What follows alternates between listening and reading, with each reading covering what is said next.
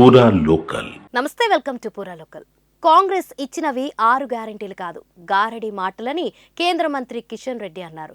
రాహుల్ రేవంత్లకు తెలంగాణ ప్రజలను ఓటు అడిగే హక్కు లేదన్నారు. సికింద్రాబాద్ లోక్సభ అభ్యర్థిగా నామినేషన్ వేసిన ఆయన కార్యకర్తలను ఉద్దేశించి ప్రసంగించారు. బీజేపీ తెలంగాణ చీఫ్ కేంద్ర మంత్రి కిషన్ రెడ్డి సికింద్రాబాద్ ఎంపీ అభ్యర్థిగా నామినేషన్ వేశారు. పెద్ద ఎత్తున కార్యకర్తలు, అనుచరులతో ఆయన ర్యాలీగా వెళ్లి నామినేషన్ దాఖలు చేశారు.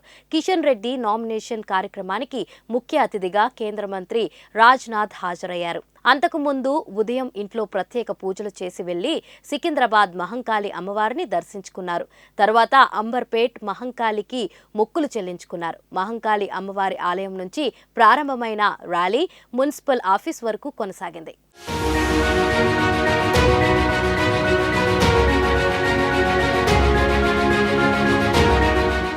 అనంతరం రిటర్నింగ్ అధికారికి నామినేషన్ పత్రాలు సమర్పించారు. కిషన్ రెడ్డి అభ్యర్థిత్వాన్ని రాజ్నాథ్ సింగ్ బలపరిచారు.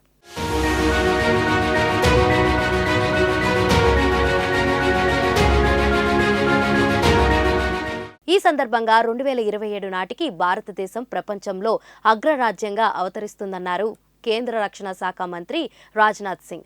మోదీ నేతృత్వంలో దేశంలో అభివృద్ధి పథకంలో దూసుకుపోతుందన్నారు. కాంగ్రెస్ జూటా మాటలతో ప్రజలను మభ్యపెట్టే ప్రయత్నం చేస్తుందన్నారు. సికింద్రాబాద్ ప్రజలు కిషన్ రెడ్డిని భారీ మెజారిటీతో గెలుపొందించాలని రాజ్నాథ్ సింగ్ పిలుపునిచ్చారు.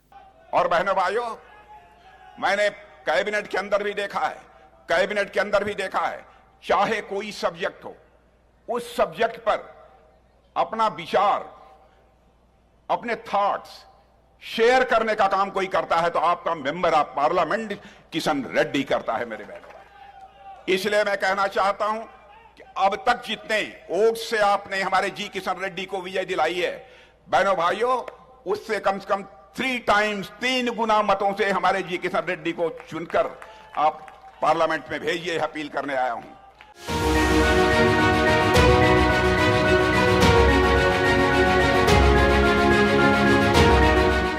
గతంలో ఎమ్మెల్యేగా గెలుపొందిన ప్రతిసారి 5 ఏళ్లలో ఏం అభివృద్ధి చేశారనేది నివేదిక రూపంలో వివరించినట్లు కిషన్ రెడ్డి తెలిపారు. అంతకుముందు ఎమ్మెల్యేగా, తర్వాత సికింద్రాబాద్ ఎంపీగా ఏ రోజు తాను తన ప్రజలను తలదించుకునే పనులు చేయలేదన్నారు. నైతిక విలువలకు నమ్మకమున్న సిద్ధాంతాన్ని అనుసరిస్తూ ముందుకెళ్తానని చెప్పారు. సికింద్రాబాద్ నియోజకవర్గంలో అనేక రకాల అభివృద్ధి కార్యక్రమాలు చేపట్టినట్లు తెలిపారు. పార్టీ లేకుండా తాను లేనని, చివరి శ్వాస వరకు పార్టీతోనే ఉంటానని కిషన్ రెడ్డి స్పష్టం చేశారు. నాకు ప్రాథమము పార్టీయే. పార్టీ లేకుండా నేను లేను. పార్టీ లేకుండా ఎమ్మెల్యే లేదు. పార్టీ లేకుండా ఎంపీ లేదు. పార్టీ లేకుండా కేంద్ర మంత్రి లేదు. కాబట్టి నా శ్వాస పార్టీయే, నా ఊపిరి పార్టీయే. ఈ యొక్క చివరి శ్వాస వరకు కూడా ఈ పార్టీ కోసమే పనిచేస్తాను.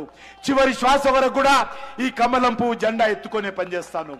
కాబట్టి కార్యకర్తలందరూ కూడా ఈ విషయాన్ని అర్థం చేసుకొని అండగా నిలబడి ఆశీర్వదించి ఈ శాసనసభ ఎన్నికల్లో మరి మన పార్టీని సికింద్రాబాద్ కాన్స్టిట్యున్సీలో విజయపథాన్ని నడిపించాలి.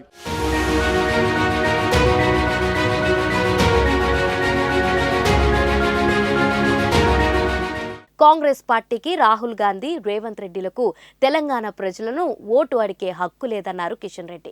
6 గ్యారెంటీలు కాదు, గారడీ చేసే మాటలు చెప్తున్నారని అన్నారు. రైతులు మొదలు అన్ని వర్గాలను కాంగ్రెస్ మోసం చేస్తుందన్నారు. తెలంగాణ ప్రజానికాన్ని కాంగ్రెస్ పార్టీ వెన్నుపోటు పొడిచిందని చెప్పుకొచ్చారు. ఎక్కడికక్కడ కాంగ్రెస్ పార్టీని నిలదీయాల్సిన అవసరం ఉందన్నారు కిషన్ రెడ్డి. తెలంగాణలో బీఆర్ఎస్ పార్టీకి మనుగడ లేదన్నారు. అందుకే తెలంగాణ ప్రజానికాన్ని అడుగుతా ఉన్నాను, ఓ తెలంగాణ మేధావులారా, ఈరోజు కాంగ్రెస్ పార్టీ వెన్నుపోటు పొడిచింది. రైతులకు వెన్నుపోటు పొడిచింది, యువకులకు వెన్నుపోటు పొడిచింది, మహిళలకు వెన్నుపోటు పొడిచింది, పేద ప్రజలకు వెన్నుపోటు పొడిచింది.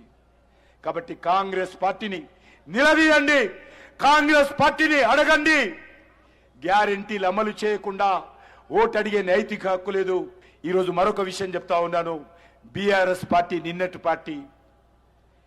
బీఆర్ఎస్ పార్టీకి రేపు అనేది లేదు. తెలంగాణలో బీఆర్ఎస్ పార్టీ ఆవశ్యకత లేదు. బీఆర్ఎస్ పార్టీ ఒక సీటు గెలిచినా తెలంగాణకు వచ్చే లాభం లేదు. బీఆర్ఎస్ పార్టీ ఒక సీటు రాకపోయినా తెలంగాణకు వచ్చే నష్టం లేదు. కాబట్టి తెలంగాణ రాష్ట్ర రాజకీయాలలో బీఆర్ఎస్ శకం ముగిసింది.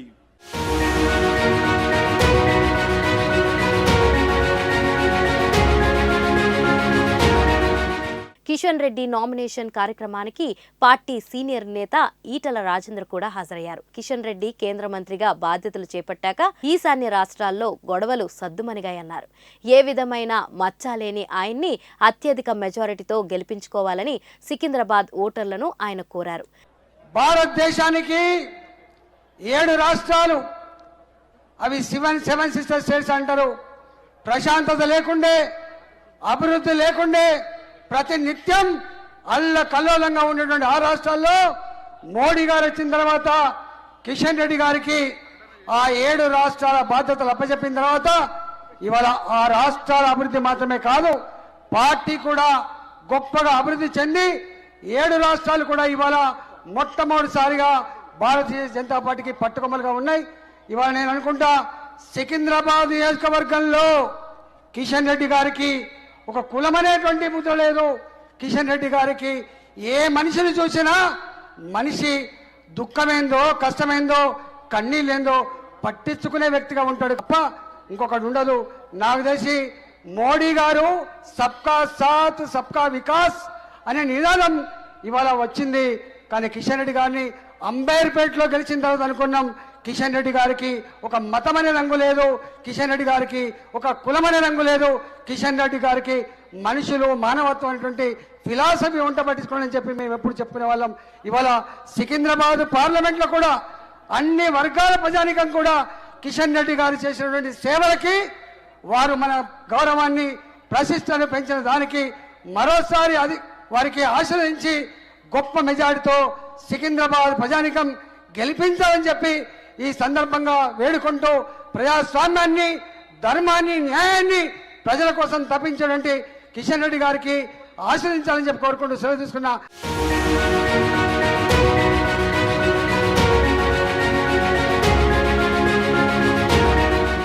సికింద్రాబాద్ పార్లమెంట్లో బీజేపీ గెలుపు ఖరారైందన్నారు రాజ్యసభ సభ్యులు డాక్టర్ లక్ష్మణ్. సికింద్రాబాద్ లో మరెవరూ పోటీ లేరన్నారు. రాష్ట్రంలోని 17 ఎంపీ సెగ్మెంట్లలో బీజేపీ అభ్యర్థులు గెలుపు దిశగా దూసుకుపోతారని అన్నారు. స్పష్టంగా సికింద్రాబాద్ పార్లమెంటులో బీజేపీ గెలుపు ఈ పాటికే నిర్ధారణ అయినది. సికింద్రాబాద్ అంటేనే బీజేపీకి కంచుకోట. 17 స్థానాల్లో ఇవాళ భారతీయ జనతా పార్టీ అభ్యర్థులు గెలుపు దిశలో విజయబాటలో దూసుకుపోతా ఉంటే, నరేంద్ర మోడీ గారు 10 సంవత్సరాల కాలంలో చేసినటువంటి అభివృద్ధి, పేదల సంక్షేమాలు, వారు సాధించిన విజయాలను ప్రజల ఇవాళ కోకొల్లలుగా చెప్పుకుంటున్నారు.